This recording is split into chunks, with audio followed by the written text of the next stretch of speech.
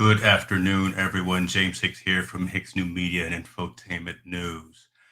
Welcome to another episode of Perspectives in Focus. And I can honestly say the intro to this whole series, Perspectives in Focus, really matches my guest today. Uh, Phil Pelucha is the founding partner and CEO of an organization called Billionaires and Boxers. We're going to talk about that name because I love that name and I want to find out how he came up with that. But he and his organization really have the goal of empowering 1 billion entrepreneurs globally, right? The idea is to strive to guide all of their clients to be quote unquote influencer status as it relates to their particular niche, becoming the go-to brand for the services that they offer while still empowering them to spend more time doing what it is that they do best. That's an intriguing concept, and I really want to spend some time in a few moments dissecting this whole idea and sharing kind of the good work that Phil and his organization are doing. So with that, ladies and gentlemen, let me welcome Phil Pelucha. Phil, how you doing, sir? I'm very good. Thanks so much for having me. I love the intro. I'm blushing here. Thank you. Well, I got to bring you on properly. Set the stage right for the man that I have, for the Billionaires and Boxers CEO. So I have to make sure It's a to bring you pleasure to on be properly. here. Thank you. So tell everyone, first of all, who you are. And actually, before you go into that, I want to first thank you again for the time and thank you for being flexible with the rescheduling. It's been a little hectic with a lot of things going on this side of the globe, and I'd just noticed. there's a couple of things happening in the United States right now, and I say that specifically because you are in South Africa, correct? I'm actually currently stuck in the UK. Oh, So I'm supposed to be in South Africa this time of year. Not least of all because it's warmer down there. yeah, I'm freezing my butt off just outside Liverpool in the UK at the moment. awesome. Tell the folks again who you are and kind of your origin, your start from an entrepreneur's Mm. perspective, and then if you can start delving deeper into who and what Billionaires and Boxers really is. Yeah, of course. So I tell you what I'll do. I'll give you a bit of a snapshot as to what Billionaires in Boxes really is, and then I'll kind of tell you where it came from because it started much earlier than even business, to be honest. It started in childhood. So I'll explain. Billionaires in Boxes is essentially an authority building broadcast network.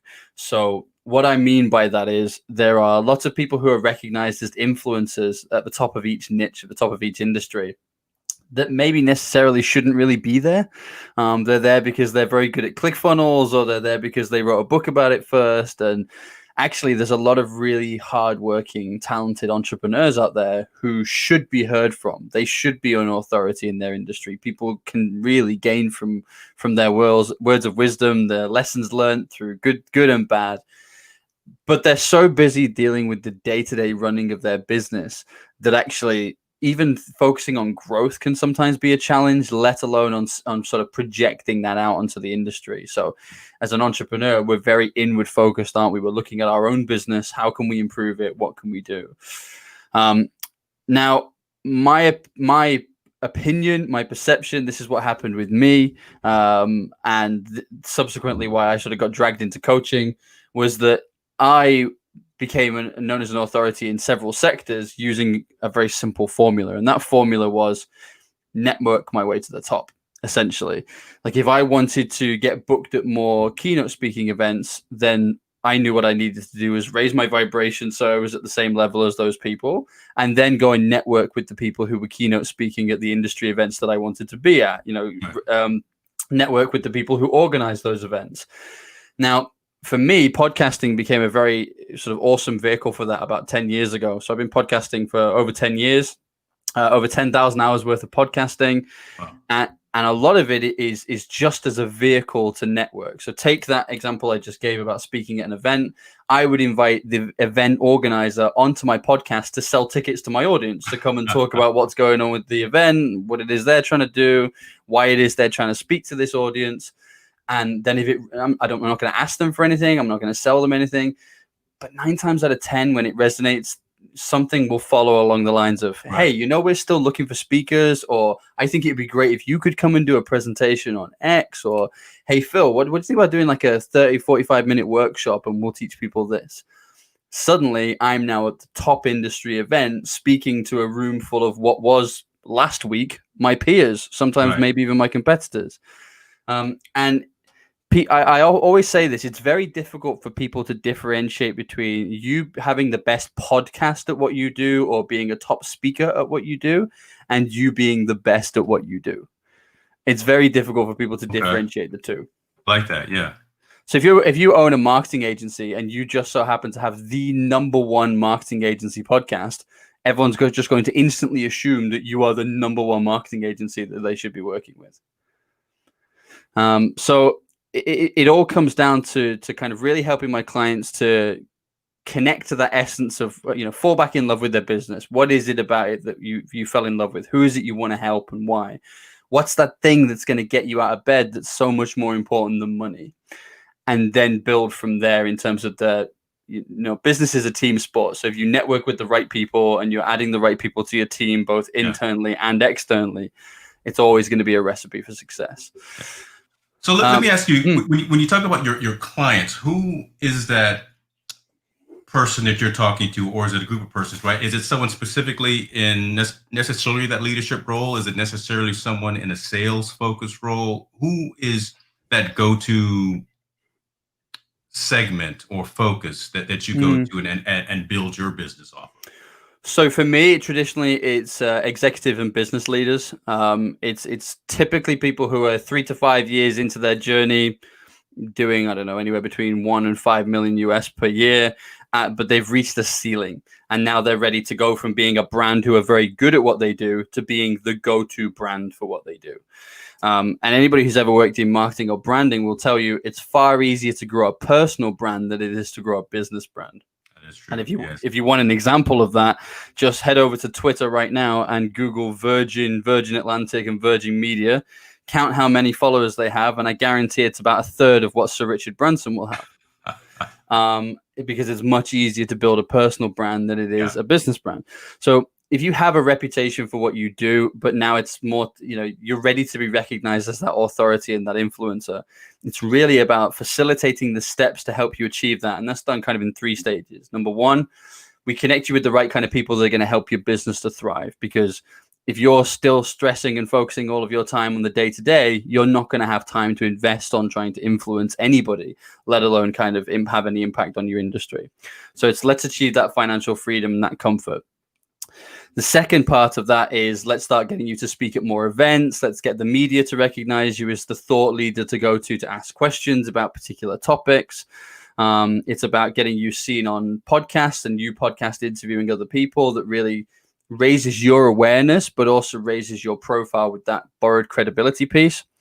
And then finally, the third one is about how do you handle it once you get there? What do you do with it? How do you make sure that the success that you're now having continues to be success and it doesn't become, something that you're worried about your reputational damage because your business is now, a nice position, but now has too many customers that want to work with you and you haven't figured out how to do that yet. Or, what is it you're trying to get across at these messages at these events when you're speaking? Who is it you're speaking to? Why is it you're speaking to them?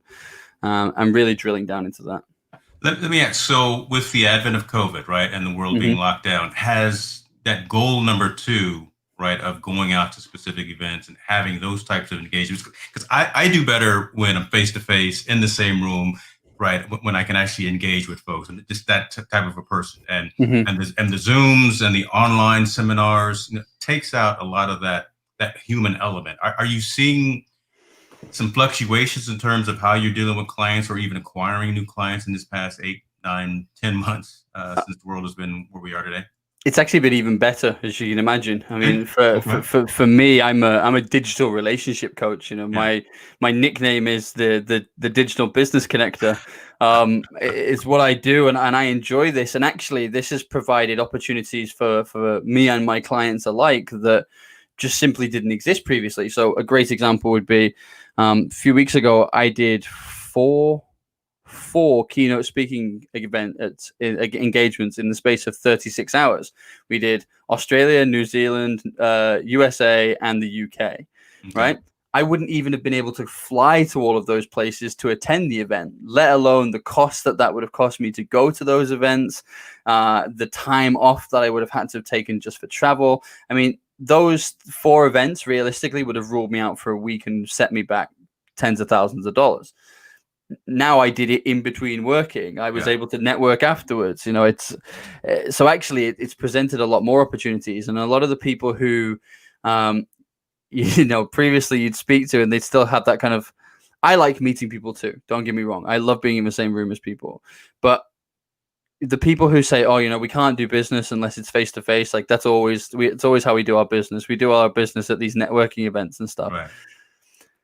I never understand that attitude, because anything you can do in person, you can do digitally just as well, if not quicker, faster, and in a more efficient way. So we've seen a lot of success during this period. Our clients, more importantly, have seen a lot of success during this period.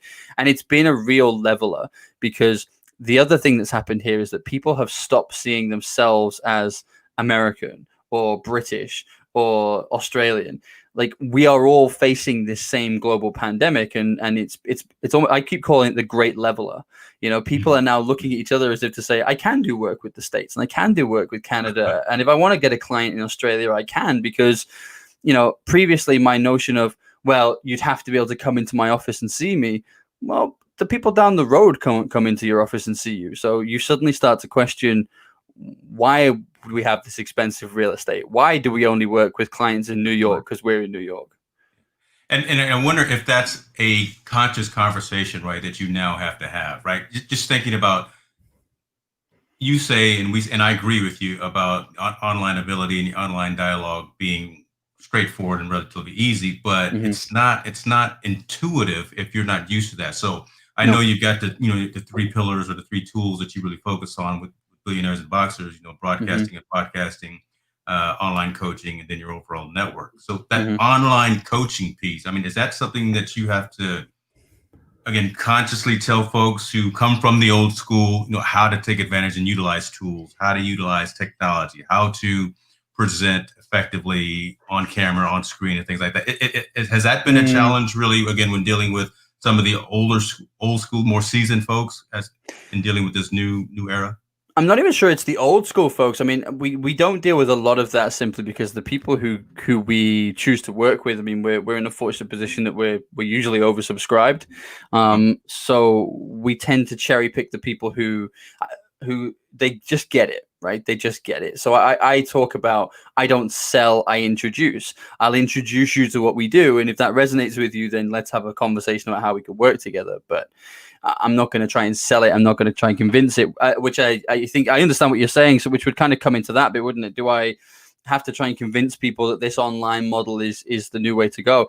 Not really, because it's the people who I work best with are the ones who've already realized that, but they want a strategy or a blueprint as to how to actually do it. But one thing that has been a major lesson for us all is that we've been having to teach people how to present online. So podcasting is slightly different because it's just a conversation, right? It's a conversation back and forth. But these live events, it's very different when all you can see on the screen is a big picture of your own face instead of being able to judge the reaction of the audience. You've got no idea, are they laughing at my jokes? Is everybody zoned out? If you put all your cameras on right now, have you all gone and made a cup of tea? Like, I have no idea. And that's difficult. So I actually did a talk for an education conference, virtual education conference, about a week or so ago. And that was one of the main topics that a lot of educators were asking me, both high school, college, and university staff were saying, how do we take our lesson plans and present them digitally? How do we now compete for our students' attention? Whereas if they're sat in class and they get their mobile out or their cell phone out, you can see they're on their phone, but you can't do that behind the screen. So how are you competing for their attention? So that's been an interesting challenge, but one that I've particularly enjoyed. That's a good point. So, and I guess I asked about that as well, because when you're in front of the room, you're always on, and you know you're on, but it's amped up to a whole nother level again, right? When you think about, because now we're from a digital perspective. And I put Hmm. this comment up or this question up from Donna, and Yes. she's I know she's in the real estate industry, Yeah. right? And looking at finds making phone calls a dead end, right? Again, that's older technology. Would you recommend maybe taking advantage of some digital technology, taking advantage of going out there with the mobile phone and shooting Mm. some videos, how to better engage with someone again in the real estate industry? How would you coach So, her well, up? I know the real estate industry really well because I'm a trained surveyor. I've spent over a decade in the real estate industry, so it's one that's very close to my heart. So, thank you for the comment, Donna, and I completely agree. Very, very much so in terms of I use Dub. Actually, you've mentioned Bomb. I use Dub, Dub video, and I send personalized video messages, and I find myself using WhatsApp so much as a business tool, sending Yeah. audio notes and little quick selfies to people and having that back and forth. But I think what could be really interesting is to combine the technologies that you're using right now. Donna, in particular, this is to you. Combine the technologies that you're using right now, but combine them with a few customer experience exercises. So do a personalized video to, let's say, the people who you're doing listings for right now, or even potential buyers who've sent in an email or shown some interest or whatever it is. Send them just a very quick video talking like a 60 to 90-second thing, just to say, I remembered our conversation. I remembered you mentioned this and this.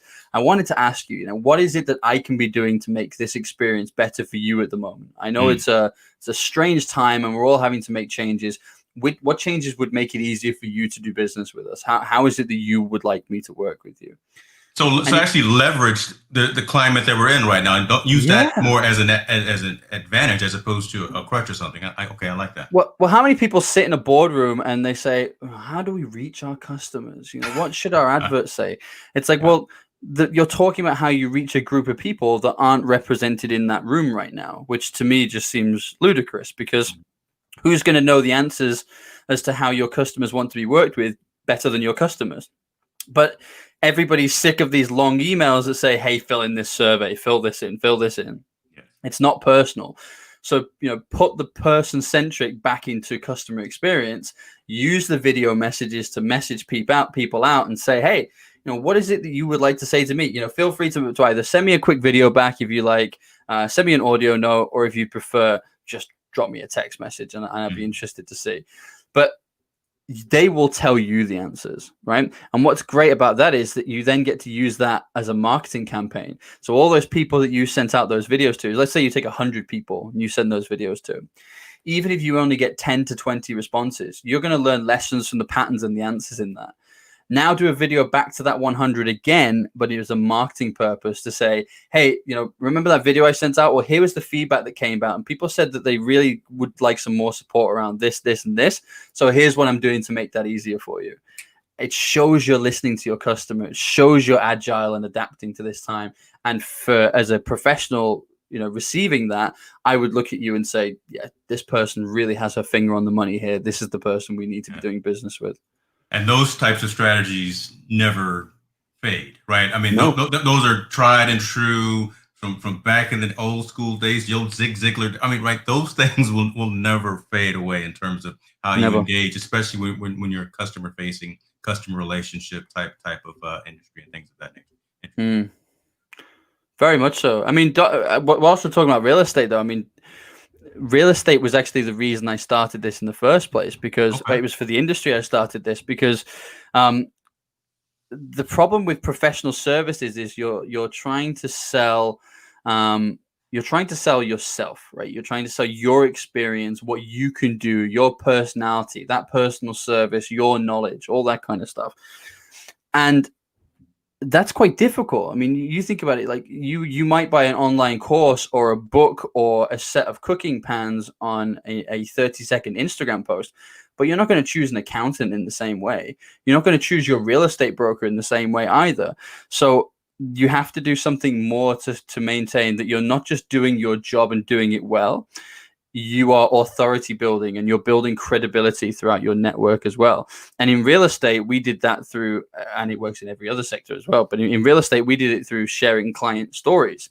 So it was share the success stories because You saying, hey, we're really good, you should come and work with us, carries about this much weight. Someone else saying, hey, they're really good, you should go and work with them, carries loads more weight. And they've given you the answers, haven't they? This is somebody who they've already been through this experience. They've been there, done that, they've felt it.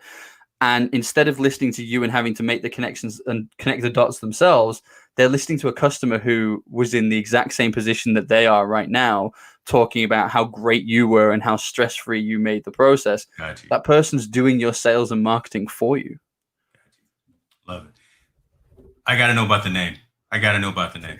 I've been holding on patiently, and I've got it bolded over here in my notes. Talk to us about Billionaires in Boxers.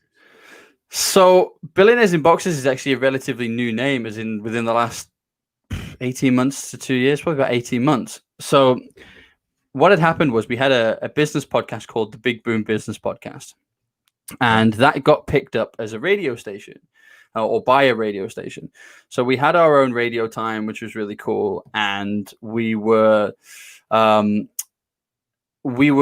presenting on this show, but the show already had its own name, right? So we were no longer the Big Boom guys. We didn't have a name. We were just the business guys from that radio show. And then when we got picked up by a TV network, like we were all the way to, we already had the first 5 or 6 guests planned.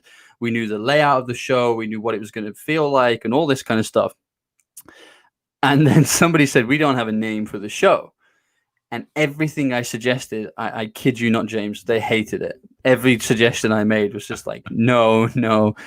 And then eventually I said Billionaires in Boxers as a joke. I said Billionaires in Boxers because I'm growing my global empire from home and I rarely put on pants. And they were like, that's it. That's got to be the name. Like, I was like, I was joking. And they were like, no, it's really good. So, but what ended up happening, and I really do love this, is that lots of people have really resonated with that name. Like we have different people come to us saying, oh, to me, it means, you're having conversations with really successful people and they're sat in their boxer shorts in their lounge and it's very casual. And I'm like, well that fits. But then there's other people who say things like, oh, it's more like, I thought it was more about like speaking with really successful people about the hustle and fight time of their life. So they're thinking about boxers as in like the sport. And it's like that fits too. So actually I'm learning things about my own brand through other people's opinions and interpretations of it. But it works so well, and everybody started to know us as the Billionaires in Boxers guys, and even being introduced at events as like host of Billionaires in Boxers TV. It stuck. So I did a complete rebrand of all of our businesses, and they all came under the Billionaires in Boxers banner for that very reason. If nothing else, as you say, it's a conversation piece. Yeah, very much so. It's a brand in and of itself. So love that whole aspect. It's also an interesting one to be asked by some very, very successful guests and some incredible people and some people who I've read their books, done their courses, I've admired for a long time. And for them just to randomly go, are you wearing pants? Like, are you in your boxers? And it's like, you don't want me to tilt the camera down, right? Yeah, what kind of online call is this? Like, we're recording, right? I love it. How is the TV aspect still something that's going on now, or have you kind of transitioned all to completely online? No, so it's supposed to be happening right now, but we're not in Cape Town to record it because I'm stuck in the UK. Okay. So we tried during the summer, we during sort of like the major lockdown of most countries, we tried to do it kind of virtually. But the problem is the editing team are based in Zambia, and I was sending them like 70 gigabyte files in 4K to try and edit, and it was taking them 4 days to download them. And it just wasn't feasible. So it was almost a case of great. We'll carry on doing what we're doing with the podcast, and everybody that was going to be coming on as a guest, we'll do a podcast with instead. And then we'll when we can get together, we'll get together in person and we'll record it there. That's good stuff. The clients that you're meeting with today, again, what are you've told me your strategies and where you're focused on with them, but I guess what are some of the main challenges that they're approaching you with? So even before you tell them your services, right? Before they find out who you are, or they've just heard about your offering, what are kind of some of the challenges that clients are coming to you specifically with, and they're saying, can you help me do X, Y, and Z? Yeah, so I guess the top 3 would be people know that they have a good brand, but they're constantly struggling about where new business is coming from and or retention. That's a big one. Is kind of a, how do we reach that next level? Often people come to us and say, can you make me an influencer, when what they actually want is to be famous so that more people can kind of come to their business and spend money. Yeah. But my first question is like, who do you want to influence? And it's like, well, no, I just want more customers. It's like, well, that's different. That's not the same thing. Right.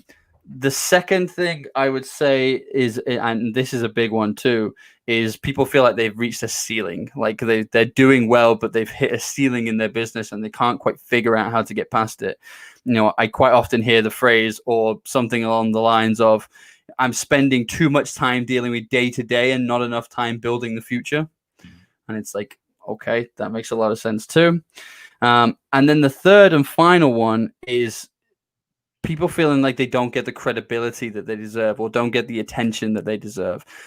Typically, let's say this might be somebody 3 to 5 years into an industry, but you know, compared to some of your competitors, you're still a baby. You know, they've been around for a long, long time. They're the brands that people instantly associate with this, even though that might be a historic thing rather than they're actually the best people for the job. And there's an element of, you know, why is it always them that gets invited to the events? Why is it always them that ends up in the papers commenting about this stuff? Why aren't I in the tabloids? Yeah, and I enjoy those conversations because I'm really good at turning the tables. Well, so here we go. So I set you up kind of asking you, what is it, the things that potential clients come ask you for? Yes. What are give me 3 best practices that you turn around and tell them to do to correct those challenges, correct those issues? What is it that you're offering to them kind of specifically to say, this is how you build your business, this is how you become that influencer, or you know, whatever the case may be? So the first part is reconnecting with your essence. Now, you could also call that falling back in love with your business, but it's about remembering why you've got there, because often by this point business owners are very inward looking and they're focused on their own business, and it's about falling in love with it again. Stop, you know, I always use the phrase, make more decisions with your heart and less with your head. You know, let your heart make the decision through a feeling and then let your head logically work out how it is you're going to do that, rather than the other way around where you Google something, see it, picture it in your mind, and then try and convince your heart to follow along, because that doesn't work, and you're just going to be somebody that ends up reaching this great financial target, but you're going to be miserable because it's not going to get you to where you need to be. So it's reconnecting with that feeling and falling back in love with your business and who it is you want to help. If you want to be an influencer, who are your people? You know, your vibe finds your tribe. So let's start by raising your vibe and then we'll go after your tribe. The second point is about being strategic regarding your destination. So where is it that you're trying to get to? Now we can reverse engineer that and say, great, you want to speak at more events? These are the types of people that you need to be networking with. You want to be a best-selling author? We probably better get you in touch with some editors, some authors, and some publishing houses, and this is how we make that happen. Right. Just a little side note on this one. This actually works for every aspect of your life. Like even if you're a father and you may have had like a deadbeat dad that wasn't that great, so you didn't learn great lessons from them, go and network with 5 or 6 amazing fathers. Make friends with people who are really good fathers and just learn from them. See what they're doing. See what you know, try it on as a feeling. See what they do and think, oh, I like that, but I probably wouldn't handle that situation like that. And learn and immerse yourself in these environments. So that's a big one. That works in every aspect. And then the third one is knowing what to do with it from there. So we kind of call it our media management or our press management or our authority management. And essentially that's okay, people are now starting to listen to what you're saying, but what you don't want to become is just this preachy person that's educating your market all the time, because as great and as valuable as that is, there's no money in educating your market unless they're paying you to educate them. If you're just constantly going out there to talk about it, you're wasting valuable time you could be spending with your family and with your loved ones. So there has to be a trade, and that trade doesn't always have to be financial. It can be experience. You know, I call it Napoleon Hill meets podcasting. It's like learning from these amazing people and giving something back to them and this whole share thing. But then it's also about having the idea of, okay, well, who do I want as my ideal client? How can I help them? where are they already looking? Let's not reinvent the wheel here. Like, some people will be teaching you and selling you courses to teach you how to get 100,000 mailing list so that you can spam them with emails to sell your services, and write a free ebook and then let them download it, but only if they give you their email address, and then we'll spam them until they buy or die.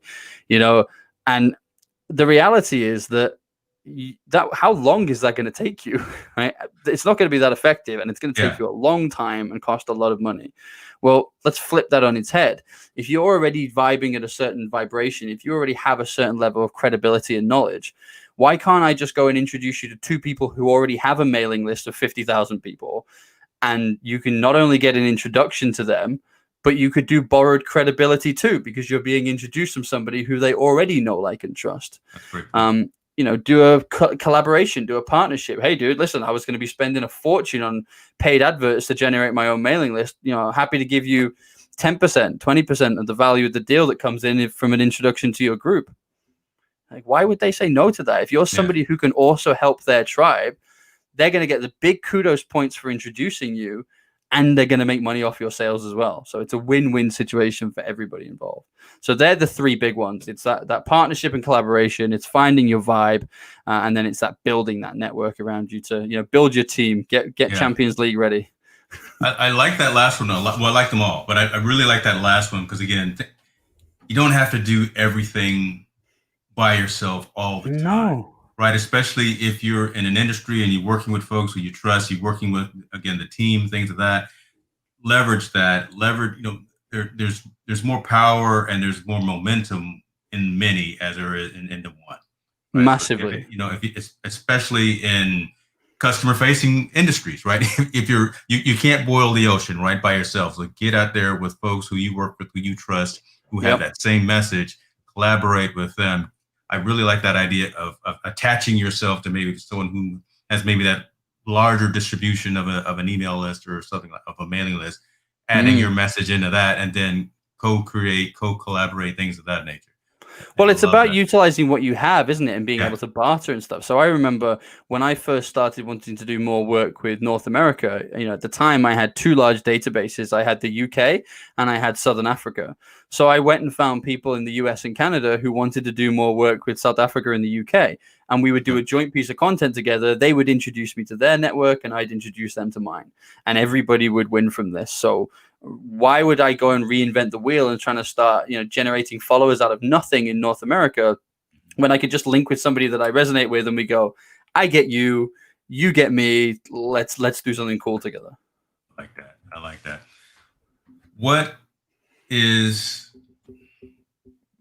What's next for you? Right. I mean, so you've built this phenomenal organization. You've built this team. You're helping customers, individuals, and business and things of that nature. Yes. What's next on the horizon for both you individually and Billionaires in Boxes? So I'll tell you one that's a bit more short term, and then I'll tell you my long term one. Okay. Short term, we're about to do our first movie. We've just finished that round of funding, so we're about to, provided we can actually get together at the end of 2021. We're going to be recording our first movie, which is it's very much a behind the scenes look at what happens at these sort of events and festivals. So we're going to be bringing together. We're going to be recording in Africa. We're bringing together some great local African business coaches and personal well-being coaches, combined with some of the biggest and best coaches in the industry worldwide. So it's going to be a really exciting festival of, introducing the best of the world to Africa and the best of Africa to the world. And as one of the next emerging markets, that's going to be, the next 10 years worth of technological advancements are going to be coming out of Africa and India. It's not a bad place to be. That's not too bad. So it's going to be good. I'm mega excited about that. We're actually filming at the event itself, and then we're all going away as coaches together on safari for a week afterwards, where we're going to show like the behind the scenes and how we all interact with each other and how we learn from each other, and it's going to be really exciting. So that's the short term one. So that hits home right now to me personally, because literally next week, me and my wife were supposed to be vacationing, and we're supposed to start in Morocco and then go to Spain and go around. So, I would have been right on the tip. I could have came in. I could have shot some scenes. I could have been on the back of the Jeep with you. We must do it. We Oh, got to do it. So okay. so we had to get some funding together for that, and we had to get some partners on board. Thankfully, I kind of did it the other way around to Rhonda Burns, I guess, in terms of she had the story and then went out and found the speakers.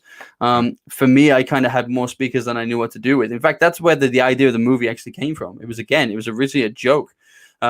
I said I wanted to do some live events, and suddenly I had so many people volunteering to say, "Hey, I want to come and be part of that." That I was like, "We've already got like 4 days of event now. Like, how big is this thing going to be?" And it was like, do you know what? It'd be easy if we could just like do the event, but like then make the whole thing into a movie and just help loads of people. And I mentioned it to all the coaches, and every single one went, "Count me in! Like I'm so up for that." And it was like, okay, we've got to do this. So that's pretty amazing. The long-term goal, I mean, you mentioned it at the top of the show. Like my goal is to empower 1 billion entrepreneurs. And given how many billion people there are in the world, that doesn't seem that big a target. But I needed something that was going to be a challenge for me. I needed something that was going to get me out of bed. Now, that does not mean that I personally plan on empowering 1 billion entrepreneurs. That would be awesome. But like, it's pretty... I'm not going to do that all by myself. That's going to take a little bit of time, take a little effort. It But takes a fair while, right? Yeah. So everything we do in terms of broadcasting our message, so whether that's podcasting, live events, webinars, video, TV, radio, whatever it is for us and our clients, my work is to empower the empowerers. My work is to empower those who can then go on to empower other people. So if each business or each coach or each individual who I empower goes on to empower 1 million, then we're going to get there. The other way of looking at it is obviously The Secret movie, which is the most successful personal development movie of all time. That reached 500 million people. So technically, I only need 2 Secret movies to get there. I like your math. I like that math. Far easier than me trying to do it one-on-one. That's for sure. That's true. That's true. The economies of scale and absolutely. Let me ask you about becoming a client, right? And how that happens. What's the process? Is it merely going on to the website billionairesinboxers.com, or how do folks reach out to you if they want to actually take advantage of you and your service? Billionairesinboxers.com is a great place to start. Definitely. You can hook up a load of conversations there. I also have a very unusual surname, as you can probably see on the screen. If you're listening to this on the podcast, my surname is spelled Pelucha. So if you just Google Phil Pelucha, you will find all of my social media profiles. You're free to reach out to me there. Little bit of a caveat. As I said, we are quite often oversubscribed. So whilst we don't make people jump through unnecessary hoops, there is definitely an element of wanting to kind of get to know you better, make sure that we are the people to help you. I'm a firm believer in, if I'm not, I'll tell you, and I'll probably know who is. So it's never a pointless conversation, but I want to work with those that I really resonate with, that I get your message, and I'll get just as much as a kick from your success as you will. And that's kind of it's the lifeblood of what we do is working with people who you resonate with and who you vibe with. So definitely head over to the website, come and have a chat with me. If you're interested in knowing any more about what we do, either on the podcasting services side or indeed on the coaching side, come and have a chat, and we'll have some fun, I'm sure. That's good stuff. I like the fact that you said, look, I'm not trying to do everything for everyone, and if it works, then we'll do that. So I will leave you. I'll ask one last question. I'm a technologist at heart, so I've got to ask a technology question. Shoot. And tell me, what is the most prevalent piece of technology that you use on a day-to-day basis to either manage your personal or your professional life? Good question. Can I give you 2? Because the one I'm going to give you is the most prevalent, but it's also not that sexy as an answer. Because I work so internationally, WhatsApp is a godsend for me. That so much of my life happens on WhatsApp. Calendly is another one, because obviously we can send people a link and it puts it into their time zone automatically, and it saves the whole. So are you Eastern time? You're Central, right? Well, I'm here. And then we have like daylight savings time, where I have no idea what time it is for 6 months of the year. Right. So yeah. No, that's a good one, because that's how we connected, right? Again, with you being on the other side of the globe, and I was like, I am not going to have a conversation with him at 1 o'clock in the morning. Exactly. I'm not going to be ready, and So that Calendly is a very good one. So I love those tools. There's another one which is a website called alsoask.com. So the word also and then asked.com. Now, I'll tell you why I like this one so much. This instantly gets rid of, in fact, I'll tell you two reasons I like this. It instantly gets rid of one of the most common things that people say to me as an objective, I guess, as an objection, which is what if I run out of things to say? Like when we're talking about networking with their industry, that's a real fear that people have. It's like, what if I forget? Like, what if I have nothing to say to this person? Or what if I run out of things to say? And it's a genuine fear that people have. It's like, I'm on a podcast, I'm interviewing, and then there's just dead silence because I can't think of anything else to ask somebody. Now, the reason I like Also Asked is it's essentially a reverse search engineering tool. So you can go on there and type in a couple of keywords and a location, and it will tell you the most commonly Googled questions to do with those keywords. All right. So I'm on the site now because I'm actually going to bookmark this. Let me think about this here. So if you go on there now and you just type in podcasting, for example. Hold on. Let's make this a live. Let's make this engaging with everyone. Let's do it. Okay. Because everyone should head to this website. I'm telling you. So podcasting. Yeah, you can leave it in the UK or you can stick it in the US if you want, wherever you want.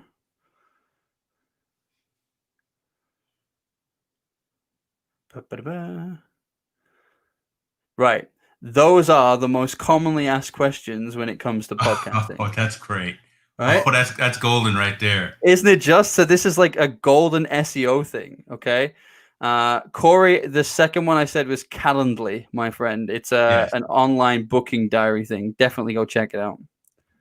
I'll put all three of these in the show notes afterwards. But this right here, this is it right here. Oh my God. Brother, I know it's like gold, isn't it? So this, I mean, you think about this in the two. I said I'd give you two ways of using this, and I will. I'll keep my word. The first way of using that is you now have everything that you need for blog content, for podcasts, for videos, etc. Because it's all right there.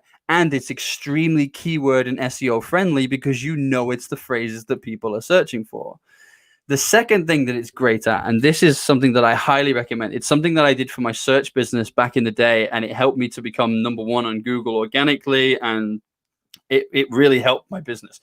We won clients that in reality we probably shouldn't have won. They were really big and should have gone with one of the competitors that employs hundreds, if not thousands of people. But we won because of perception and how credible we looked. And the way that I did that was I would Google the phrases in my industry, okay? And I would go into Also Asked and I'd check them out. And I'd write down, let's say, the 50 top questions to do with my industry. Yeah. And then I would record a 2-minute video of me answering that question and then put it on my website for the backlinks. So Google was constantly recommending my videos and my website every time people were asking these questions. And it just took off, and it was a gift. I don't know why it's taken. I haven't heard about this, but look, again, I told you behind the scenes before we even went live. This was selfish. This is all for me. The folks that are watching and listening afterwards, that's just the extra cherry on the top, right? So I've been absorbing all of this, and that right there is golden. You've lost my attention now. I'm all. Oh, you're over there. I'm all on Also Ask right now. I'm going to rewrite my entire last few blog posts and make sure. Do you want to know the coolest thing? I must know about 50 of those tools that I use on a daily basis with my clients. Like, this is how you find this, and this is how you get this, and that is a powerful one there, and it's free to use, and it's very easy. And what's great is, if let's say you're trying to do more work remotely, let's say you want to do more work with Australia, you get to go and change that setting. That's what I'm seeing about that, right? Again, let me talk in your language, right? Let me talk as opposed to the American coming in only talking, from my spiel and my level. But I can change that demographic. I can change that. Well, it's even being able to say things, and it's based off data, right? Because the whole reason it's there is because the amount of times it's been searched. So you can go to the Australian market and say, this is a question that I know is asked here a lot that in comparison to the States really isn't, and my answer is this. And then instantly they've gone, he knows the answer to the question, he knows that we're asking the question, and he knows that it's different from the US. Like, tick, tick, tick. I love that. And that is, there we go right there, ladies and gentlemen. That is perfect. So hopefully everyone received some information that was helpful and useful. Bill, I'm glad we finally got together. Me I too, mean, brother. everything that you have said, I think, resonates with me from an entrepreneur's perspective, but again, also from someone who spends a lot of time in front of folks, in front of the camera, having conversations, talking about business, IT, whatever the case may be, right? And just some of the tools that you recommend and have talked about how you approach having those Mm, conversations, I think resonated with myself and hopefully with the other folks that are watching, listening, and who will eventually tune in and take advantage of this also ask.com and some of these tools that you recommend. yeah, for sure. You've mentioned the website. Is there specifically like any other social media presences that folks can get in contact with you in terms of like a Twitter Yeah, or LinkedIn, Twitter, okay. Instagram, it's all under my name, so you'll find me really nice and easily. If you a little bit of a confession, hopefully the marketing team aren't watching this. I only actually do the Twitter and the LinkedIn account myself. The rest of them somebody else does. So if you want to talk to me, definitely head over to LinkedIn or Twitter. Look, this is my favorite thing to talk about. Like, I love the work that we do, and sometimes, you can become a client and I can help you unlock all of those things yourself. Other times, like, you just might need one little bit of those tools, like that tiny little cog in a machine.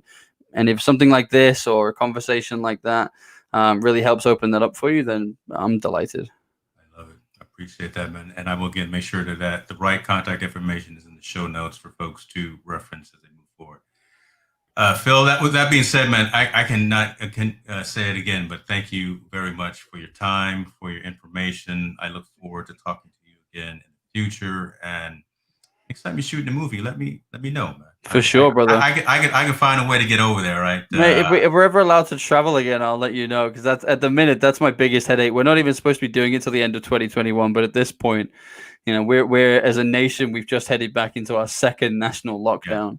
yeah. Um, a lot of the recording will be done in South Africa, which is where I spend a lot of time working and doing my TV stuff, and it's where my wife's from. And right now, the UK is on a banned list from South Africa, so we're not allowed back at the moment. So it's what a crazy time we're living in. But you know what? There are lots and lots of opportunities out there. Um, if you just kind of look for them. I'm not saying that you have to take advantage of kind of all the negative stuff, but you've got two choices, haven't you? You can either just watch the news 24 hours a day and focus on how terrible everything is and what a mess the world is, or you can realize that in every single recession, in every global time of crisis, there are winners and there are losers. And the main difference is the losers are sat there saying, "Isn't it awful?" And the winners are saying, "How do we move forward?" Because there still has to be a future after this. So what can we do to use this time to reposition ourselves? And that is the perspective and focus. Phil, thank you very much, sir. Have a great day. Appreciate you. Thank you so much for having me.